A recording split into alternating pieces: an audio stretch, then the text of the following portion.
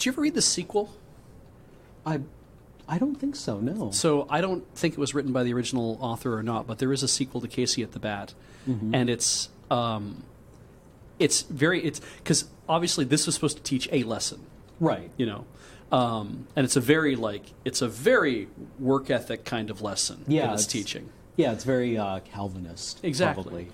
Probably. And so in the sequel, what happens is that Casey has been basically everyone has just disowned this man. Right. In Mudville, his name is Mud, essentially. And we go through the whole thing of him stepping up to do more.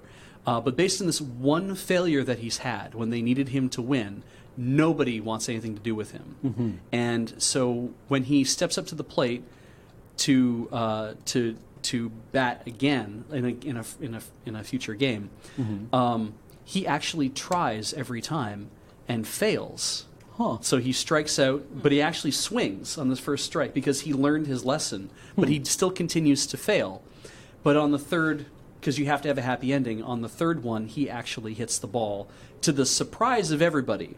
Right. And it's kind of like, but point of a baseball player is that they sometimes miss and they sometimes hit. Right. And so their faith, everyone's faith was just shattered that he just did this thing. But now he's actually trying, and everyone's like, nah, but he won't do it. And it's like, but he's a good baseball player. You literally know that yourself. Right. Watch what happens when he actually does what he's supposed to do properly. Right. A baseball player who bats 200 is probably a professional. Yeah. It's you can still make it in the major leagues with a 200 or a 250. If you miss 1 in 4 times, it's like, well, you're still doing okay enough to get paid. You know, you're not one of the best, but you're definitely doing enough to kind of rock things through. And I just really love that somebody wrote a sequel to kind of give him a redemption arc and to also Casey's Revenge. That's what it is. Right. And it's just like, we need to redeem this person, and we'll show him succeeding.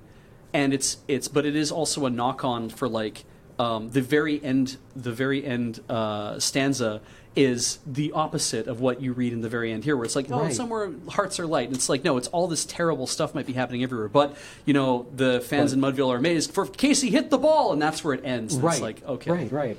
No, didn't talk about whether he got a home run or not or anything else. Just that he hit the ball. Right. He did his job.